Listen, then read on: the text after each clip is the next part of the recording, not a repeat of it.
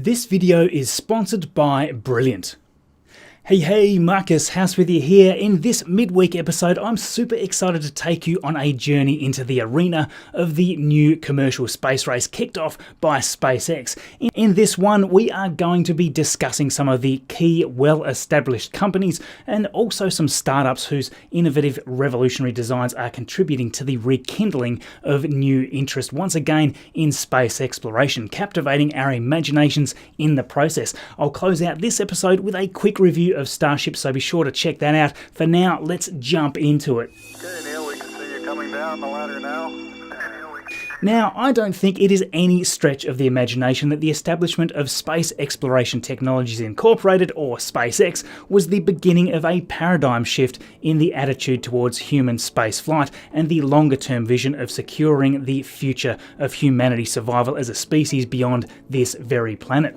So out of a seemingly lofty aspiration to put a greenhouse on Mars, a man with a singular vision set off what would ultimately be the catalyst for the most revolutionary private sector commercial space program ever embarked on. That man, of course, was Elon Musk, who birthed a concept called Mars Oasis, which would land a small greenhouse on Mars with the dual aim of reigniting public interest in space exploration once again, and also hoping to see NASA's funding be increased. So yes, that's right, Elon wasn't originally looking to start a new business at that stage. The idea was to buy a cheap Russian rocket and use it to send some plants to Mars. He first flew over to Russia to buy a refurbished intercontinental ballistic missile, which isn't something on most people's shopping list when they travel, but this key moment in history changed the future direction of the Mars greenhouse concept. With the Moscow meeting not going so well, Musk headed home seemingly empty-handed, but not dissuaded. His mind abuzz with ideas, Elon decided he could build the rocket himself, and it would be much cheaper with reusability at its core. SpaceX was founded just a few months later in early 2002. We can then just fast forward almost 2 decades and a constant design evolution of its spacecraft, and here we are with the growth of SpaceX itself as an organization. It is easy to forget just how much this one company has changed the landscape, not only with respect to spacecraft design and safety, but also the cost of putting payloads and humans into orbit. All of this rapid development has certainly created excitement for the general public as well. With the revenue stream now in place from services such as Starlink, resupply missions to the International Space Station, and now even Crew Dragon, humanity now looks set to embark on the long overdue goal of interplanetary travel and colonization of another planet. Over the past year especially, we have been paying much closer attention to Boca Chica and the development of the Starship and the Super Heavy booster prototypes. We have now become accustomed to the crazy speed of production lately, with sites such as 2 Starships at the launch site causing quite a thrill. All the while, we continue to see Falcon 9 boosters landing successfully over and over again as the Starlink constellation of internet satellites continues to grow. When asked about his motivation for entering the space industry, Elon Musk explained that he felt that there was insufficient progress and investment being made to make space travel a reality. He said that he wondered why we weren't making progress with getting people back to the moon, and where were all the space hotels that we were promised in 2001: A Space Odyssey. So in those early days, it would take 6 years for SpaceX to reach orbit. An achievement that Elon has said in the past is extremely difficult. To reach this milestone, SpaceX had to overcome many challenges, and Elon knew that while speed and perfection are often enemies, giving up is not in the DNA of the company. SpaceX failed to reach orbit with their first 3 Falcon launch attempts, but fortunately on September 28th in 2008, Falcon 1 flight number 4 attained orbit for the very first time. This launch included the last of the funding for Falcon 1 development and launch activity. That just goes to show just how close SpaceX were to having to close up shop. As Elon said, fate liked SpaceX that day, so the 4th launch worked. If that hadn't have been the case, we wouldn't be witnessing all that we are seeing right now. The gates to the hopes and aspirations in space were now opened for SpaceX. The adventure was just about to begin. Several more years of development later, and the company had a new and better vehicle to show, the Falcon 9 first stage reusable booster. But what makes this vehicle so special? What sets Falcon 9 apart from current commercial competitors?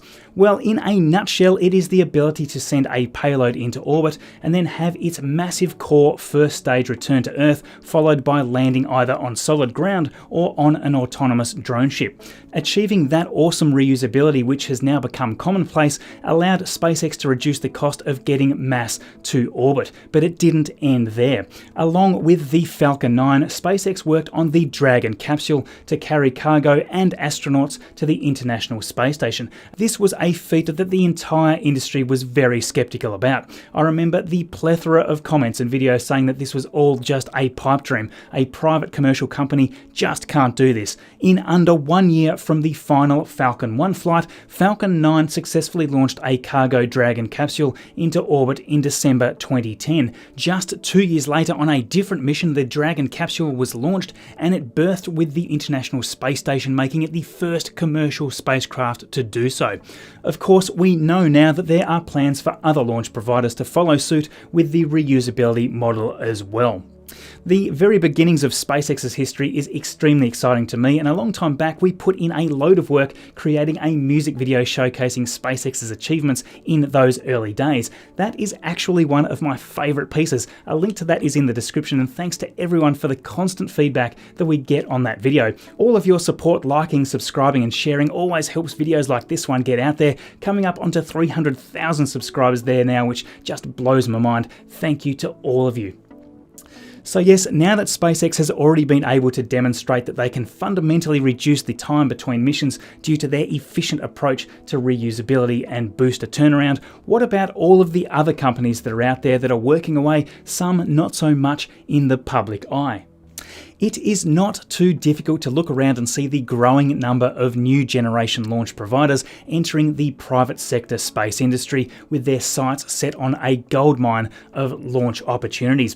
Those opportunities range from high demand small satellite launches, mega constellations, much larger payload markets such as interplanetary missions, as well as those with a view to providing an alternative destination to the aging International Space Station. After all, what is the point of having a human spaceflight rated rocket if you have nowhere to go, right? So Rocket Lab is the very first one we're going to talk about. These guys are a small satellite launch provider currently, whose achievements we are very much enjoying sharing here on the channel.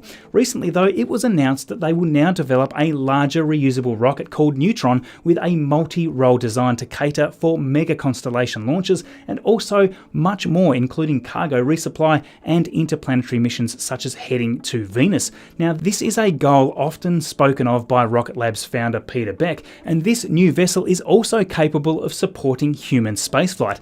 This new venture is a fundamental shift in their commercial launch strategy, which hilariously caused Peter to eat his hat here just recently. This is what I love about this guy. Despite the incredible pressures that must come with this business, he can still convey fun and optimism to captivate all of us with their unique journey. This hectic pace of competition entering the private space sector market is ramping up very quickly indeed, and the Neutron announcement just goes to show how fluid the customer requirements are here, as we've seen recently as well with Blue Origin. Now, speaking of Blue Origin, they are a launch services startup of Amazon CEO Jeff Bezos with their launch vehicle New Glenn. This is a reusable rocket system designed to be a heavy lift vehicle to the usual customer required orbital altitudes, but also for missions to the moon and beyond, with its maiden flight now targeting late 2022, which is a year later than expected. Blue Origin is a classic example of the competitive nature of the private sector. Despite private investment in excess of $2.5 billion thus far, Jeff announced just recently that the launch schedule was refined to match the demand of Blue Origin's commercial customers. Blue Origin are also expected to provide BE-4 engines to United Launch Alliance for their new Vulcan rocket, which is designed to replace the Delta IV and the Atlas V booster offerings.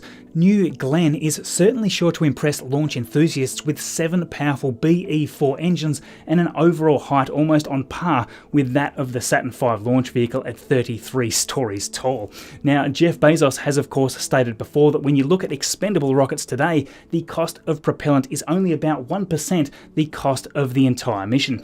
The remaining huge costs come from throwing that aerospace-grade hardware away. With reusability, in theory, you can see a path to lowering the cost of access to space by a factor of 100. So yes, reusability and launch turnaround speed with low cost are absolutely critical to ongoing success and viability of the industry. So outside of that though, there are also less heard of companies that are starting to make waves in the market. Take Firefly, which is a private aerospace firm based in Austin, Texas, with some interesting launch options such as Firefly Alpha, which will be aiming for bi-monthly launches. Now this is a small satellite launch vehicle with the ability to lift 1 metric ton to low Earth orbit or 630 kilograms to a 500 kilometer sun synchronous orbit. This will also be capable of catering for rideshare customers as well. At the beginning of February this year, NASA announced that they had awarded Firefly around $93 million to deliver a batch of 10 science investigation and technology demonstrations to the moon in 2023. The Blue Ghost lander here will play a vital role in the Artemis program as NASA seeks out partners under the Commercial Lunar Payload Services Initiative to conduct surface exploration activities. Now, these science payloads will ultimately clear the way for a sustainable human colony on the moon. This lander is capable of landing at almost any site on the near side of the moon, including the polar regions, which are of great interest, especially where water is frozen on the surface. With solutions like these, it is easy to see why NASA chooses commercial partners to take the lead here. Firefly also has a nifty ace up its sleeve with their space utility vehicle. This is essentially a space tug that will, for the very first time, transform telecommunication capability to include coverage to the far side of the moon. This is something that no agency currently has available to them, thus limiting those mission locations. So Firefly will certainly be very active in the future lunar economy with their current selection of launch options. Clearly, they have a very mature development strategy to see them enter the commercial arena with other organizations such as Relativity Space. Now, this company are constructing the first autonomous rocket factory and will also be providing launch services for its customers as well. They are a young startup launch provider with a rocket called Terran 1, which has a lift capacity of 1.25 metric tons. Relativity Space was founded at the start of 2015 by CEO Tim Ellis, who was a propulsion engineer at Blue Origin, along with co-founder and now executive advisor Jordan Noon, who worked at SpaceX on Crew Dragon and the Draco engines. These guys are not messing around, with the core of their business based on a 95% 3D metal printed launch vehicle. Terran 1 will have 100 times fewer parts than a typical rocket in the same class. They aim to eventually be able to create a launch vehicle from raw materials and then send it to the launch pad in 60 days with an approximate cost at this time of around $10 million per launch. The 3D metal printers were essentially invented in-house with the capability now to print a component up to 36 feet tall. This is truly a revolution in rocket design and manufacture. As another awesome example of this, the Aeon 1 engine itself can be printed in 1 month and it's got only 3 parts. Now that is crazy stuff. They have experimented a lot, pressing tanks to failure on many occasions, and they've had at least 13 engine versions test-fired over 300 times. The ability to 3D print these components, and just as importantly prove that these components work, leaves no doubt that this is going to change the industry dramatically. But I guess why is there so much demand coming up for access to space in the first place? In this age of technology, it's always a race for providers to deliver satellites for a variety of reasons. It could be GPS, internet access, climate monitoring, or overall research missions, but think of even more futuristic missions. Mining asteroids for precious metals maybe. How about space tourism in general? Well, we could introduce here Axiom Space. They are an infrastructure developer based in Houston, Texas. They are entirely privately funded and have raised $130 million so far since it was founded in 2016. In February this year, Axiom were able to secure another $150 million in a second funding drive. 2025. This clearly shows how confident the investors are in this emerging sector of the space industry. As other companies focus on satellite launches, Axiom's intent is to provide a destination to go to. Axiom Station will be home to space agencies, businesses, and individuals as NASA turns its focus to the Moon, Mars, and deeper space adventures. By opening the International Space Station to commercial partners, that allows for an easy transition from a government-run orbital platform to the world's first fully commercial space station. Just recently, NASA's Director of Commercial Spaceflight Development, Phil McAllister, has stated that they are still in the early stages of transitioning low Earth orbit from a government-dominated area to one in which the private sector takes the lead. The very first Axiom module is potentially headed to the International Space Station in late 2024. Once all of the Axiom modules are in place, it can eventually separate from the International Space Station entirely, which would then eventually be decommissioned. So yes, there are many of these other companies out there starting to break ground, but how can we even cover this even remotely without touching on Starship, which is a launch vehicle set to tower over other competitors, not just in size, but lift capacity. It has been in development now since 2018, and the prototype development and manufacturing program has already achieved several critical milestones. Starship SN4 became the first full-scale prototype to pass a cryogenic test, and the first full Starship tank to pass a static fire. SN5, which was almost identical, was the first to perform a successful 150-metre hop. SpaceX then did a 12.5-kilometre test flight with SN8 on the 9th of December in 2020, demonstrating incredible development speed right there. Elon Musk said on Twitter that a stable controlled descent with body flaps would be great, transferring propellant feed from main to header tanks and relight would be a major win. Now, with that flight, understanding exactly how the body flaps control the pitch, the yaw and the roll during the descent was super critical. Then we saw the relight, the flip, and almost a landing. That was an incredible achievement, and really nobody knew what to expect from that first flight. I think even Elon Musk was very surprised by that flight. After the many delays, SN8 successfully flew to that 12.5 kilometers in altitude before the final Raptor engine was shut down to begin the pitch down and the belly flop maneuver. The prototype remained perfectly under control during that first descent until a loss of pressure in the fuel header tank resulted in failure to push the vehicle fully vertical upon relight of the Raptor engines, resulting in that rough touchdown.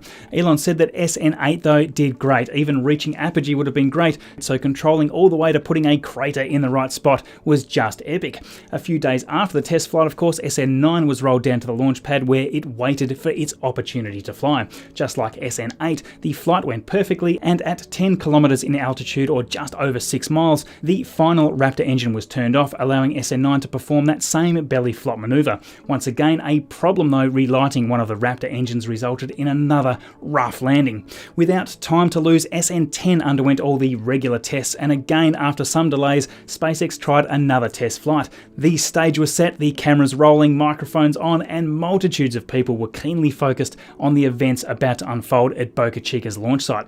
The Raptor engines thundered to life and lifted the vehicle again to 10 kilometers, where we saw the final Raptor engine shut down. The descent again went perfectly, and for the first time a Starship prototype actually landed intact. But a few minutes later, while captivated onlookers like ourselves were all celebrating this incredible milestone, the prototype suddenly disassembled itself very rapidly.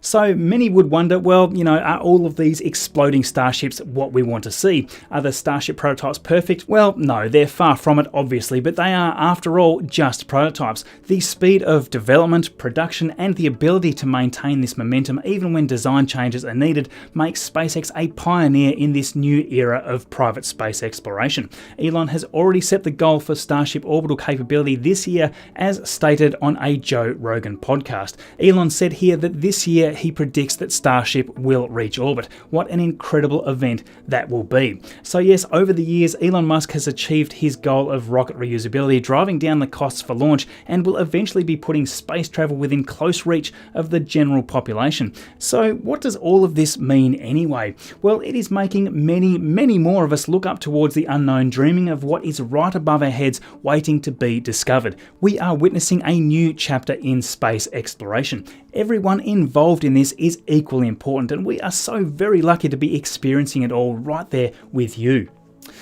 Despite all of the epic success and the achievements of past government-led programs, we do wonder what could have been if the momentum of the Apollo era decades ago had continued uninterrupted. Today, we see a commercial space industry which has rapidly morphed into the machine capable of supporting the increasing demands of its customers by iterative design, quicker launch turnaround, cheaper launch costs, and safer launch vehicles. As a result of all that, we see a fresh and renewed, brighter future for humanity venturing further into space, and like you, I am so thrilled to look forwards to the possibilities unfolding before all of us. We can now, thanks to the private enterprise and less reliance on tax dollars, push onward at a faster pace, not only with our permanent residence in orbit, but also to more far-reaching destinations beyond the safety of our home. So this topic today has been sponsored by Brilliant, and big thanks for their incredible help allowing us to do what we do here on the channel. We obviously love all of this science and math related topics here, and it's not hard to see why. Sadly, these subjects, if not taught correctly, can limit the enthusiasm that can be had from understanding these incredible languages of our universe. What do you think is the best way to learn something? Is it lectures, exercises from a textbook? Well, not for me. Learning something in a practical way has always been the best way I've found to understand, and Brilliant is architected in this exact same way.